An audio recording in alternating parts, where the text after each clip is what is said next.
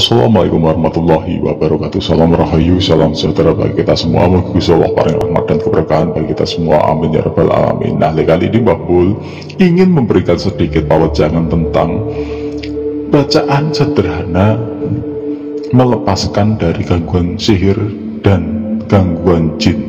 Nah, seperti apa? Nah, akan kita bahas deh ya. Tentu saja yang sudah kita ketahui bahwa sihir ataupun gangguan jin adalah gangguan dari bentuk gaib yang tidak bisa kita ketahui dengan mata telanjang. Jadi kecuali hati atau kalbu yang bersih hanya bisa merasakan adanya gangguan jin ini.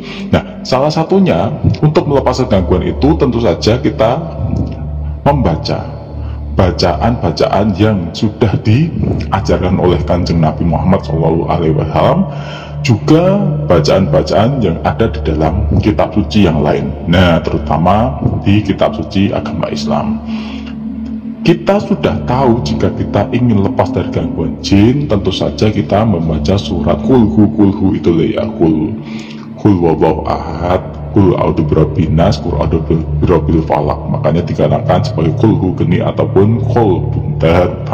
Nah, tentu saja Al-Fatihah, An-Nas, Al-Falaq dan Al-Ikhlas ini adalah kunci, dan juga ada surat-surat lain yang dibaca ketika kita merasa mendapatkan kegangguan jin ya, yaitu dengan surat Al-Baqarah 255 yang terkenal dengan nama ayat kursi, dan juga beberapa ayat lain di akhir surat Al-Baqarah. Nah, ini tentu saja tidak mudah, tidak mudah.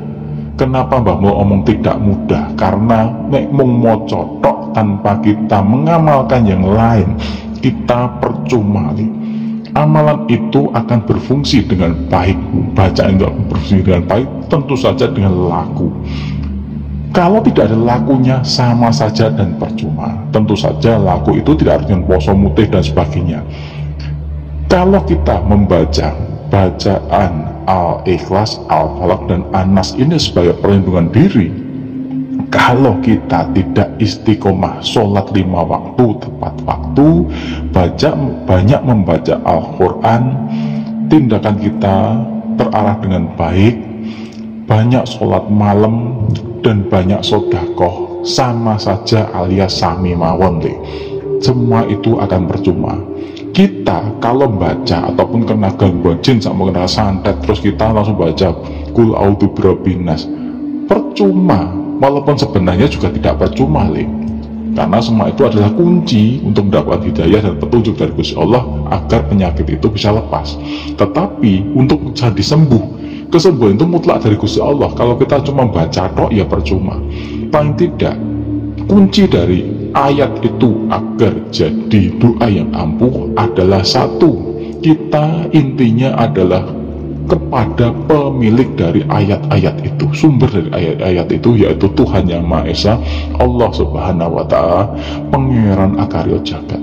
Tentu saja yang namanya doa itu diawali dengan ibadah dan niat yang baik. Kita setiap hari ibadah tepat waktu, berdoa tentu saja diawali dengan sholat. Sholat itu adalah tiang agama.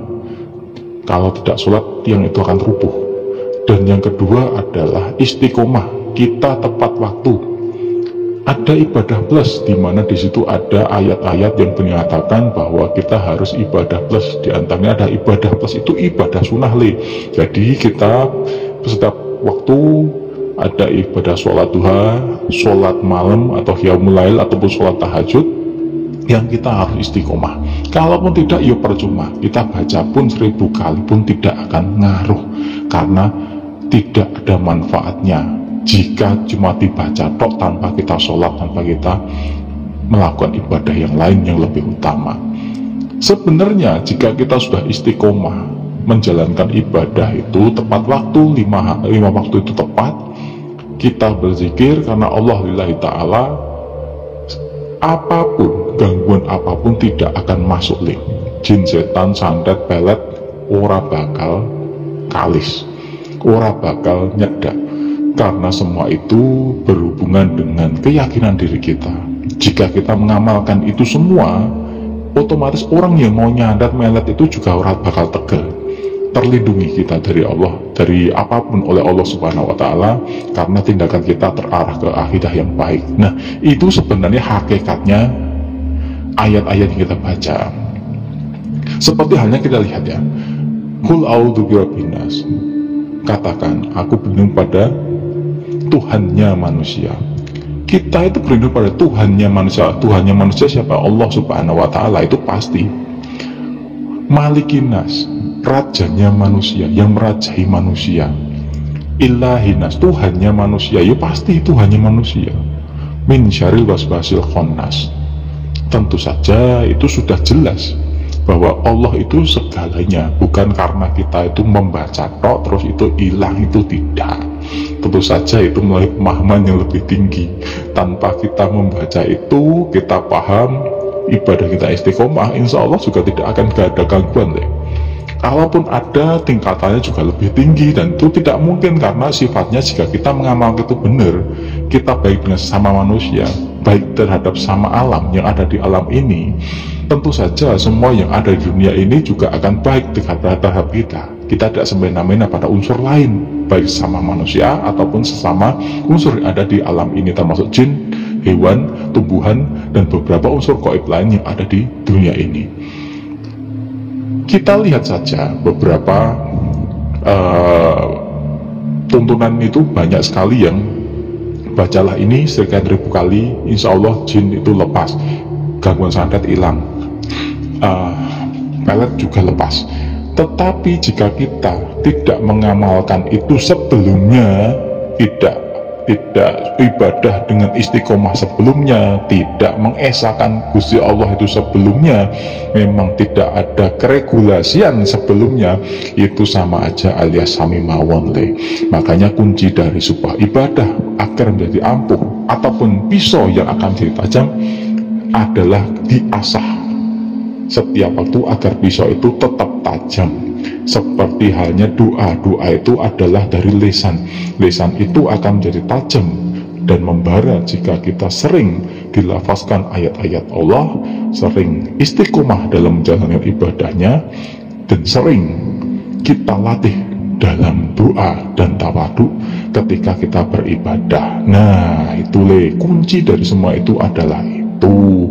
Makanya kalau bicara baca ini nanti hilang, ya enggak, tapi itu juga tidak salah, karena insya Allah dengan kita membaca itu kita mendapatkan hidayah dan petunjuk jalan dari solusi yang kita inginkan. Nah, ngerti toleh? Jadi semua itu tidak gampang, orang gampang, tidak semudah membalik telapak tangan. Bahwa inti dari ibadah, inti dari suatu doa agar tajam adalah diasah dengan ibadah yang lain yang intinya istiqomah dari waktu ke waktu, dari masa ke masa. Walaupun ada yang sekali bicara langsung jadi, tetapi itu tidak semuanya jadi. Wallahu alam, karena Allah sendiri dekat dengan hambanya, memberikan hidayah kepada hambanya tidak karena suatu semata, tetapi karena memang beliaulah yang menghendaki. Wassalamualaikum warahmatullahi wabarakatuh.